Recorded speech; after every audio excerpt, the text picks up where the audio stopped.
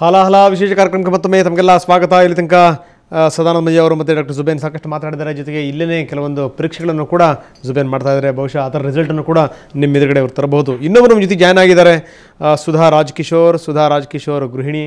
ಬಹುಶಃ ಗೃಹಿಣಿಯರಿಗೆ ಇದೊಂದು ದೊಡ್ಡ ತಲೆನೋವಿನ ಸಂಗತಿ. ಯಾಕಂದರೆ ಹಾಲು ಈ ರೀತಿ ಆಗಿಬಿಟ್ರೆ ಬಹುಶಃ ಏನು ಅಂತ ಅವರು ಕೂಡ ಅಂದ್ಕೊಂಡಿರ್ತಾರೆ. ನಾನು ಹೇಳಿದ್ನಲ್ಲ, ಬೆಳಗಿರೋದೆಲ್ಲ ಹಾಲಲ್ಲ ಅಂತ. ಆದರೆ ಏನು ಗಟ್ಟಿಯಾಗಿರುತ್ತೆ, ಅದು ಬಹಳ ಉತ್ಕೃಷ್ಟವಾದಂಥ ಹಾಲು, ಅದ್ಭುತವಾದಂಥ ಹಾಲು ಅನ್ನುವಂಥ ಮಾತನ್ನು ಅವರು ಕೂಡ ಬಹಳಷ್ಟು ಸಂದರ್ಭಗಳಲ್ಲಿ ಹೇಳ್ತಾರೆ. ಸುಧಾ ಅವ್ರು ಏನು ಹೇಳ್ತಾರೆ ಕೇಳೋಣ. ಇಷ್ಟೊಂದೆಲ್ಲ ಪರೀಕ್ಷೆಗಳನ್ನು ಮಾಡಾದ್ಮೇಲೂ ಕೂಡ ಇದೇ ಮಾತಿಗೆ ಅವ್ರು ಬದ್ಧರಾಗಿರ್ತಾರಂತ. ಸುಧಾ ಅವರೇ, ಎಲ್ಲದನ್ನು ನೋಡಿದ್ರಿ ತಾವು. ಹಾಲು ಯಾವ ರೀತಿ ವಿಷವಾಗ್ತಾ ಇದೆ, ಅಮೃತ ಅನ್ನುವಂಥದ್ದು ಯಾವ ರೀತಿ ವಿಷ ಆಗಿದೆ ಅಂತ ಏನಂತೀರಿ? ಅದು ಆ್ಯಕ್ಚುಲಿ ಹಾಲು ಕುಡಿದಿದ್ದು ಮಕ್ಕಳೇ ಸಾಯ್ತಾರೆ ಈ ಕಾಲದಲ್ಲಿ, ವಿಷ ಕುಡಿದವರು ಬದುಕ್ತಾರಾ ಅಂತ ಒಂದು ಮಾತಿದೆ. ನಿಜ ನಿಜ, ಹೌದಲ್ವಾ? ಈಗ ಇವೆರಡು ಮಾತುಗಳಲ್ಲಿ ಯಾವುದು ತೆಗೆದ್ರೂ ಈಗ ನಡೀತಾ ಇರೋದಕ್ಕೆ ಅನ್ವಯಿಸ್ತದಂತ ನನ್ನ ಅನಿಸಿಕೆ. ವಿಷ ಕುಡಿದ ಮಕ್ಕಳೇ ಬದುಕ್ತಾ ಇದ್ದಾರೆ ಅನ್ನೋ ಥರ ಆಗೋಯ್ತು ಈಗ, ಖಂಡಿತ. ಇನ್ನೊಂದು, ಬೇರೆ ಯಾರಾದ್ರೂ ಮನೆಗೆ ಹೋದಾಗ ನಾವು ಈಗ ನಂದಿನಿ ಹಾಲು ಪರವಾಗಿಲ್ಲ ಅಂತ ಹೇಳ್ತಾ ಇದ್ರು ಸಾಹೇಬ್ರು. ಪರವಾಗಿಲ್ಲ ಅಂತಾನೆ, 100% ಅಂತ ಹೇಳ್ತಾ ಇಲ್ಲ. ಒಂದು ಯಾರಾದ್ರೂ ಮನೆಗೆ ಹೋದಾಗ ನಾವು ನಿಮ್ಮ ಮನೇಲಿ ನಂದಿನಿ ಹಾಲು ಉಪಯೋಗಿಸ್ತೀರಾ, ಹಾಗಾದ್ರೆ ಮಾತ್ರ ಕಾಫಿ ಕೊಡಿ ಅಂತ ಕೇಳೋಕ್ಕಾಗತ್ತಾ? ಆಗಲ್ಲ. ಯಾರಾದ್ರೂ ನಮ್ಮ ಮನೆಗೆ ಬಂದಾಗ ಆ ಥರ ಕೇಳಿಸ್ಕೊಳ್ಳೋಕ್ಕಾಗತ್ತಾ ನಾವು? ಅದನ್ನೂ ಆಗೋದಿಲ್ಲ ಒಂದು. ಆಮೇಲೆ ಸ್ವಲ್ಪ ಹೊತ್ತು ಮುಂಚೆ ರಾಯಚೂರಿಂದ ಒಬ್ಬರು ಮಹಿಳೆ ಫೋನ್ ಮಾಡಿ ಈ ಥರ ಹಾಲು ಈ ಥರ ಆಗುತ್ತದೆ ಅಂತ ಹೇಳಿದರು. ಇದೇ ಬ್ಲೂ ಪ್ಯಾಕೆಟ್ ಅಲ್ಲಿನೇ 2-3 ಸತಿ ನಮ್ಮ ಮನೆಯಲ್ಲಿನೇ ಸೇಮ್ ಆಗಿದೆ. ಯಾವ ಥರ? ಒಂಥರ ಗಟ್ಟಿ ಇರುತ್ತೆ ಹಾಲು, ಓಪನ್ ಮಾಡಿದ್ದೇನೆ ಕೆಲವೊಮ್ಮೆ. ಸೊ ನಾವೇನು ಅನ್ಕೊಂಡಿದ್ದು, ಅಪ್ಪ ನೀರು ಬೆರೆಸಿಲ್ಲ ಅನ್ಕೊಂಡಿದ್ದೀವಿ ಹೊತ್ತು ಬೇರೆ ಏನೋ ಬೆರೆಸಿದಂತ ಇವತ್ತು ಗೊತ್ತಾಗ್ತಾ ಇರೋದು ಅಲ್ವಾ? ಈ ಥರ ಎಷ್ಟು ಸತಿ ನಾವು ಮೋಸ ಹೋಗಿರ್ತೀವಿ. ಇದಕ್ಕೆ ಈಗ ನಾವು ಹಾಲು ಬರೋದು ಒಂದು ಕಡೆಯಿಂದ ನಮ್ಮ ಮನೆಗೆ ತಲುಪೋ ಅಷ್ಟಕ್ಕೆ ಎಷ್ಟೋ ಜಾಗಗಳು ಬಿಟ್ಟು ಬರ್ತದೆ ಹಾಲು. ಪ್ರತಿಯೊಬ್ಬರ ಹತ್ರ ಈಗ ನಾನು ಹಾಲು ತಗೊಳ್ಳಿ ಅವನ ಹತ್ರ ಹೋಗಿ ಈ ಥರ ಪ್ರಾಬ್ಲಮ್ ಅಂತ ಅವನ ಹತ್ರ ಹೇಳೋಕ್ಕಾಗಲ್ಲ. ಮೇಡಮ್ ಬಂದಿರೋದು ನಾವು ಕೊಡ್ತೀವಿ ಅಂತಾರೆ, ಅವ್ರು ಹೋಗಿ ಇನ್ನೊಬ್ಬರ ಹತ್ರ ಹೇಳೋಕ್ಕಾಗಲ್ಲ. ಇಲ್ಲ, ಇಲ್ಲಿ ಬಹುಶಃ ನಾವು ಮಾತಾಡಿದ್ವಿ ಮೇಡಮ್, ನಟರಾಜ್ ಅವರು ಕೂಡ ಮಾತಾಡಿದ್ರು. ಬಹುಶಃ ಕ್ವಾಲಿಟಿ ಕಂಟ್ರೋಲರ್ ಅವರು ಈ KMF ನಲ್ಲಿ ಅವ್ರು ಹೇಳಿದ್ದೇನು ಅಂತಂದರೆ, ನಮ್ಮಲ್ಲಿ ಯಾವುದಾದ್ರು ಕಂಪ್ಲೇಂಟ್ ಬಂತು ಅಂತಂದರೆ ನಾವು ಒಂದು ನಂಬರ್ ಕೊಟ್ಟಿದ್ದೀವಿ, ಒಂದು ಕನ್ಸ್ಯೂಮರ್ ನಂಬರ್ ಇದೆ, ನೀವು ಅದು ಕರೆ ಮಾಡಿ, ನೀವು ನಿಜಕ್ಕೂ ನಾವು ನಿಮಗೆ ರೀಪ್ಲೇಸ್ ಮಾಡ್ಕೊಡ್ತೀವಿ ಅನ್ನುವಂಥದ್ದು ಒಂದು. ಎರಡನೇದೇನು ಅಂತಂದರೆ, ಜುಬೇನ್ ಅವರು ಹೇಳಿದರು, ಸದಾನಂದ ಮಯ್ಯ ಅವರು ಕೂಡ ಹೇಳಿದ್ದಾರೆ, KMF ಹಾಲೇನಿದೆ, ನಂದಿನಿ ಹಾಲೇನಿದೆ, ಅದರಲ್ಲಿ ಯಾವುದೇ ತೊಂದರೆಗಳಿಲ್ಲ ಅಂತ. ಪರವಾಗಿಲ್ಲ ಅನ್ನೋ ಮಾತನ್ನು ಹೇಳಿಲ್ಲ ಅವರು, ಚೆನ್ನಾಗಿದೆ ಅನ್ನುವಂಥ ಮಾತನ್ನೇ ಹೇಳಿದ್ದಾರೆ. ಅಲ್ಲಲ್ಲ, ಪರವಾಗಿಲ್ಲ ಅಂದಿದ್ದು ನನಗೆ ತೊಂದರೆ ಆಗಿರೋದ್ರಿಂದ ಪರವಾಗಿಲ್ಲ ಅನ್ನೋ ಮಾತು ನಾನು ಆಡ್ತಾ ಇರೋದು. ಓಕೆ ಓಕೆ ಓಕೆ, ಅದು ಅಲ್ಲ, ನೀವು ಏನು ಹೇಳಬೇಕು ಅಂತೀರಿ? ಯಾಕಂದ್ರೆ ಇಲ್ಲಿ ಇಬ್ಬರು ಸ್ಪೆಷಲಿಸ್ಟ್ಗಳಿದ್ದಾರೆ. ಇಲ್ಲಿ ಒಬ್ರು ಡಾಕ್ಟರ್ ಜುಬೇನ್ ಇದ್ದಾರೆ, ಮತ್ತೊಬ್ರು ಸದಾನಂದ ಮಯ್ಯ ಅವರಿದ್ದಾರೆ. ಇನ್ನೊಂದು ಹೇಳೋಕೆ ಇಷ್ಟಪಡ್ತೀನಿ. ಈಗ ಅರ್ಧ ಲೀಟರ್ ಹಾಲು ತಗೊಳ್ತೀವಿ, ಅದು ಮೆಷರ್ಮೆಂಟ್ ಕೆಲವೊಮ್ಮೆ ಒಂದೇ ತರ ಇರೋದಿಲ್ಲ. ಈ ಪಾಯಿಂಟ್ ಅನ್ನು ಎಲ್ಲ ಹೋಗಿ ಕೇಳೋದು ನಾವು. ಓಕೆ ಓಕೆ, ಇದಕ್ಕೆ ಆನ್ಸರ್ ಮಾಡಲೇಬೇಕಾಗುತ್ತೆ. ಏನಿಲ್ಲ ಮೇಡಮ್, ಇದರಲ್ಲಿ ಪ್ಯಾಕಿಂಗ್ ಮಿಷಿನ್ಸ್ ಇರ್ತದಲ್ಲ, ಅದಕ್ಕೆ ಟಾಲರೆನ್ಸ್ ಅಂತ ಇರ್ತದೆ. ಪ್ರತಿಯೊಂದು ಮಿಷಿನಿಗೂ ಒಂದು ಟಾಲರೆನ್ಸ್ ಲಿಮಿಟ್ ಕೊಟ್ಟಿರ್ತಾರೆ. ಸಾಮಾನ್ಯವಾಗಿ ನಾವು ಈ ಥರದ ಲಿಕ್ವಿಡ್ ಪ್ಯಾಕ್ ಮಾಡುವಾಗ 1% ತೊಗೊಳ್ತೀವಿ.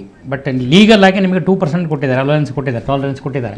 ಬಟ್ ಆದರೂ ಯಾರೂ 1%ಗಿಂತ ಮತ್ತೆ ಏನಾಗುತ್ತೆ ಹೇಳಿದ್ರೆ, ಈಗಿನ ಕಾಲದಲ್ಲಿ 100% ನಿಮಗೆ ಸಾವಿರಾರು ಪ್ಯಾಕೆಟ್ ಆಗ್ತಾ ಇರುವಾಗ 1-2 ಪ್ಯಾಕೆಟ್ ಬರೋದಿಲ್ಲ ಅಂತ ಹೇಳೋದಿಲ್ಲ ನಾವು, 100% ಬರ್ತದೆ. ಯಾಕಂತ ಹೇಳಿದ್ರೆ ಆ ಮಿಷಿನ್ಗಳಲ್ಲಿ ನಿಮಗೆ ಎಲ್ಲ ವರ್ಕ್ ಆಗೋದು ನಿಮಗೆ ಕರೆಂಟಿನಲ್ಲಿ. ಎಲೆಕ್ಟ್ರಿಸಿಟಿನಲ್ಲಿ ಯೂಶ್ವಲ್ ಆಗಿ ನಿಮ್ಗೆ ಏನಾಗುತ್ತೆ ಅಂತ ಹೇಳಿದ್ರೆ, ನಾವೆಲ್ಲ ಏನು ಮಾಡ್ತೀವಿ ಅಂದರೆ, ಪ್ರತಿಯೊಂದು ಮಿಷಿನಿಗೂ ಇದು ಕರೆಂಟ್ ಹೋದರೆ ಆ ನಿಮಗೆ ಮಿಷಿನಲ್ಲಿ ಪ್ಯಾಕಿಂಗ್ನಲ್ಲಿ ಇರ್ತದಲ್ಲ, ಅದು ಹಾಳಾಗದೇ ಇರಲಿ ಅಂತ ಹೇಳ್ಬಿಟ್ಟು, ಅಂದರೆ ಕಮ್ಮಿ ಬರಲಿ ಅಥವಾ ಜಾಸ್ತಿ ಬರ್ತಾ ಇರಲಿ ಅಂತ ಹೇಳ್ಬಿಟ್ಟು ಅದಕ್ಕೆ ಬೇಕಾದ ಬ್ಯಾಕಪ್ ನಾವು ರೆಡಿ ಮಾಡ್ತೀವಿ. ಅದಿದ್ದರೆ ಯಾವುದೂ ಪ್ರಾಬ್ಲಮ್ ಬರೋದಿಲ್ಲ. ಸಾಮಾನ್ಯವಾಗಿ 1%ಇಂದ 2%ವರೆಗೆ ಗೌರ್ಮೆಂಟೇ ಅಲೋ ಮಾಡಿದೆ, ಬಂದೇ ಬರ್ತದೆ ಮಿಷಿನ್ಸು. ನಿಮಗೆ ಎಷ್ಟೇ ಕರೆಕ್ಟ್ ಅಂತ ಹೇಳಿದ್ರು ಕೆಲವು ಸರ್ತಿ ಏನಾಗುತ್ತೆ ಅಂದರೆ, ನಿಮಗೆ ಪೌಚ್ ಅದು ಮೇಲೆ ಬರ್ತದಲ್ಲ, ಪೌಚ್ ಬರುವಾಗ ಸೈಡಲ್ಲಿ ಇಳ್ಕೊಂಡು ಹೋಗ್ತದೆ. ಅಷ್ಟು ಪೋರ್ಷನ್ ಇದ್ದರೆ ನಿಮಗೆ ಆ 1% ಆ ಥರ ಆಗಿತ್ತು. ಬಟ್ ಆವಾಗ ಅವ್ರು ಹೇಳಿದ್ರಲ್ಲ ನಂಬರ್ ಕೊಡಿದ್ದಾರೆ ಇದರಲ್ಲಿ ನಿಮಗೆ, ನಂಬರಿಗೆ ನೀವು ಇಮಿಡಿಯೇಟ್ ಫೋನ್ ಮಾಡಿದ್ರೆ ಅವ್ರು ಇಮಿಡಿಯೇಟ್ ಅಟೆಂಡ್ ಮಾಡ್ತಾರೆ. ಕೆಲವೊಮ್ಮೆ ನಾನು 2 ಪ್ಯಾಕೆಟ್ ಅಲ್ಲಿ ಆ ಥರ ಬಂದಾಗ, ಡೌಟ್ ಬಂದಾಗ ನನಗೆ ಸುಮಾರು 3-4 ಟೈಮ್ಸ್ ಆಗಿತ್ತು ಈ ಥರ. ಲೋಟದಲ್ಲಿ ಬೇಕಂತಾನೆ ಮೆಷರ್ಮೆಂಟ್ ಮಾಡಿ ಹಾಕಿದ್ದು, ಅವಾಗ ಖಂಡಿತವಾಗ್ಲೂ ಕಮ್ಮಿ ಇತ್ತು. ಒಂದು ಜಾಸ್ತಿ ಒಂದು ಕಮ್ಮಿನೇ ಬಂದಿತ್ತು. ಸಾಮಾನ್ಯವಾಗಿ ಈ ಥರ ನಾವು ನೋಡ್ತೀವಲ್ಲ, ಬೆಳಿಗ್ಗೆ ಎದ್ದು ನಾವು ವಾಕಿಂಗ್ ಹೋಗುವಾಗ ನೋಡ್ತಾ ಇರ್ತೀವಿ, ಆ ಹಾಲಿನ ಬೂತ್ನವರು ನಿಮಗೆ ಈ ಥರ ಚೊಲ್ಲಿದ್ದನ್ನು ಕೆಳಗಡೆ ಬಿದ್ದು ನಿಮ್ಗೆ ಚೊಲ್ತದಲ್ಲ, ಅದನ್ನು ಕೆಲವು ಸತಿ ಪ್ಯಾಕ್ ಮಾಡಿ ಹಾಗೆ ಕೊಟ್ಬಿಡ್ತಾರೆ. ಅದು ಆಗಿರ್ಬೋದು.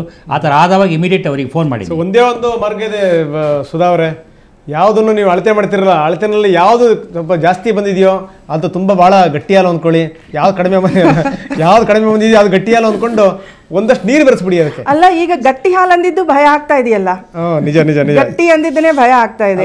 ಇವಾಗ ಒಳ್ಳೆ ಕ್ವಾಲಿಟಿ ಸಿಗುತ್ತೆ ಅಂದ್ರೂ ಕೂಡ ಬಹಳ ಅನುಮಾನ ದೃಷ್ಟಿಯಿಂದ ನೋಡಬೇಕು ಅಂತ ಒಂದು ಸ್ಥಿತಿ ಈಗ. ಮತ್ತಷ್ಟು ನಿಮ್ಮ ಜೊತೆಗೆ ಮಾತಾಡ್ತೀನಿ ಬನ್ನಿ. ಚಿತ್ರದುರ್ಗದಿಂದ ಶಿಲ್ಪಾ ಅನ್ನುವಂಥವ್ರು ನಮಗೆ ಕರೆ ಮಾಡಿದ್ದಾರೆ. ಶಿಲ್ಪಾ ಅವರೇ, ನಿಮ್ಮ ಪ್ರಶ್ನೆ ಏನಮ್ಮ? ಸರ್, ನಾವು ನಮಸ್ತೆ ಸರ್. ನಮಸ್ಕಾರ, ಹೇಳಿ ಮೇಡಮ್. ಮಿಲ್ಕಿ ವೇವ್ ಹಾಲು ಯೂಸ್ ಮಾಡ್ತಿದೀವಿ, ಅದು ಏನು ಪ್ರಾಬ್ಲಮ್ ಇಲ್ವಾ ಅಂತ ಕೇಳ್ಬೇಕಾಯ್ತು. ಯಾವುದು? Milky wave.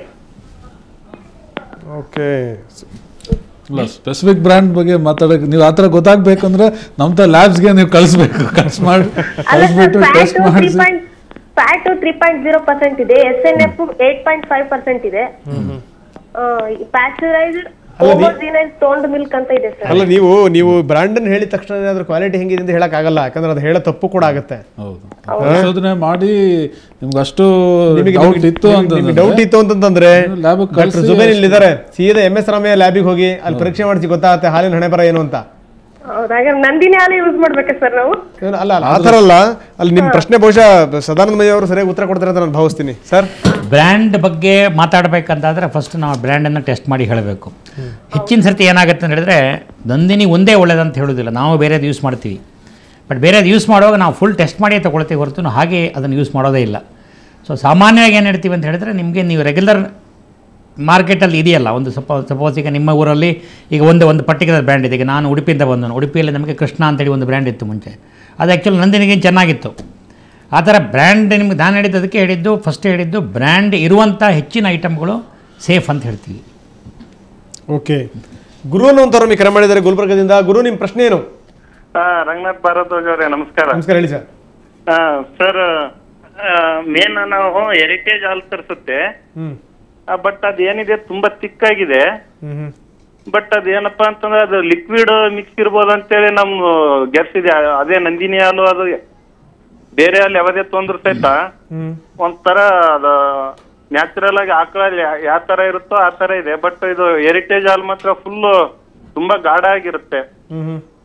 ಇನ್ನೊಂದು ನೀವು ಅಲ್ಲಿ ಲ್ಯಾಬೊರೇಟರಿಯಲ್ಲಿ ಏನ್ ಮಾಡ್ತಾ ಇದ್ದೀರಾ, ನಂದಿನಿ ಹಾಲು ಮಾತ್ರ ನೀವು ಇದು ಟೆಸ್ಟ್ ಮಾಡ್ತಾ ಇದ್ದೀರಾ? ಇಲ್ಲ ಇಲ್ಲ ಇಲ್ಲ ಇಲ್ಲ, ನೀವು ಹಂಗಂದು ಮತ್ತೆ ತಪ್ಪು ಸಂದೇಶಗಳು ಓಡಬಾರ್ದು. ಬೇರೆ ಬೇರೆ ಹಾಲಿನ ಸ್ಯಾಂಪಲ್ಗಳು ಇಟ್ಕೊಂಡಿದೀವಿ ನಾವಿಲ್ಲಿ. ಅಂದ್ರೆ ಕೆಲವೊಂದು ಕೇಳಿಸ್ಕೊಳ್ಳಿ, ನಂದಿನಿ ಹಾಲು ಅಷ್ಟೇ ಗೊತ್ತಾಗ್ತಾ ಇದೆ. ಗುರು ಕೇಳಿಸ್ಕೊಳ್ಳಿ, ಇಲ್ಲಿ ಹೇಳಿ ಸರ್. ಏನು ಅಂದ್ರೆ ಕವರ್ ಅಲ್ಲಿ ಬರುತ್ತೆ, ಅದಕ್ಕೆ ಹೆಸರು ಅಡ್ರೆಸ್ ಕುಲ ಗೋತ್ರ ಏನೂ ಇರಲ್ಲ ಅಂತ ಹಾಲು ಕೂಡ ಇದೆ.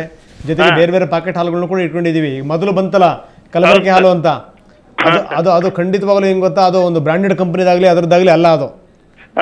ಓಕೆ, ಮುಂದುವರಿಸಿ ಸರ್.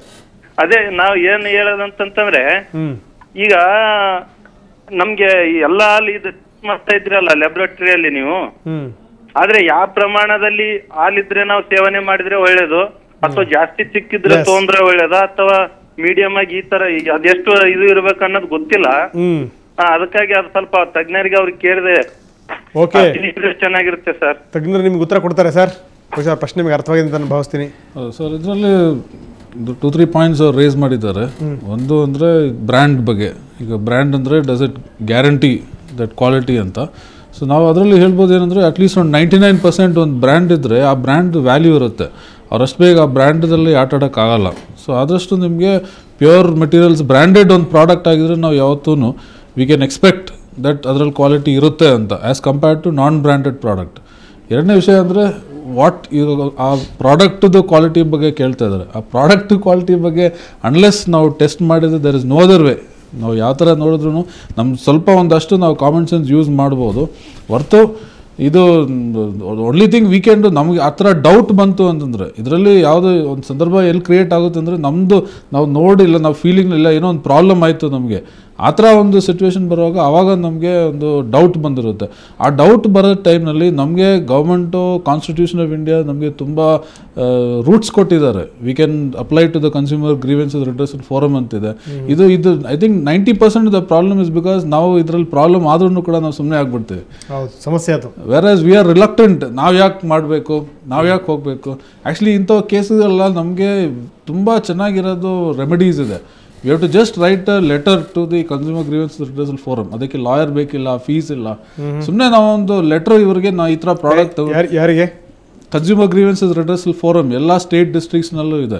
ಸೊ ಅವ್ರಿಗೆ ನಾವೊಂದು ಸಿಂಪಲ್ ಒಂದು ಲೆಟರ್, ನಾನು ಈ ಥರ ಪ್ರಾಡಕ್ಟ್ ಉಪಯೋಗಿಸಿದ್ದೀನಿ, ಈ ಥರ ಪ್ರಾಬ್ಲಮ್ ಬಂದಿದೆ ಅಂತ ನಾವು ಬರೆದ್ರೆ they will immediately take action. ತುಂಬ ಕೇಸ್ ನಾವು ಪೇಪರಲ್ಲೂ ಓದಿರ್ತೀವಿ, ನಾವು ಇದರಲ್ಲೂ ನೋಡಿರ್ತೀವಿ, ತುಂಬ ರಿಪೋರ್ಟ್ಸ್ನಲ್ಲಿ ನೋಡಿರ್ತೀವಿ. ಸೊ ನಮಗೆ ಮಲ್ಟಿಪಲ್ ಅವೆನ್ಯೂಸ್ ಇದೆ, ಬಟ್ ನಾವು ಆ ಅವೆನ್ಯೂಸ್ನ ನಾವು ಉಪಯೋಗಿಸ್ತಾ ಇಲ್ಲ. Not only with regard to milk. ನೀವು ರೇಸ್ ಮಾಡಿದ ಕ್ವೆಶ್ಚನ್ನು ಯಾವುದೇ ಪ್ರಾಡಕ್ಟ್ ಆಗಲಿ ಅಂತ the lot of masala powders, milk, water, ಇಂಥ ಸುಮ್ಮನೆ rice, eatables, fruits, vegetables, packed food, processed food, ಇಂಥ ಸುಮಾರು ನಾವು ಡೈಲಿ ಉಪಯೋಗಿಸೋಂಥ ಪ್ರಾಡಕ್ಟ್ಸ್ನಲ್ಲಿ ಈ ಥರ ಪ್ರಾಬ್ಲಮ್ಸ್ ಇದೆ. ಬಟ್ ಈ ಪ್ರಾಬ್ಲಮ್ಸ್ನ ನಾವು ನೋಡ್ಬಿಟ್ಟು ನಾವು ಸುಮ್ಮನೆ ಆಗ್ತೀವಿ, ಅದರಲ್ಲೇ ಬಂದಿರೋದು ಪ್ರಾಬ್ಲಮ್. ಎಸ್ ಸರ್ ಮತ್ತಷ್ಟು ನಾನು ನಿಮ್ಮ ಜೊತೆಗೆ ಚರ್ಚೆನ ಮಾಡ್ತೀನಿ. ಸಣ್ಣ ವಿರಾಮದ ನಂತರ ಚರ್ಚೆಯನ್ನು ಮುಂದುವರಿಸೋಣ.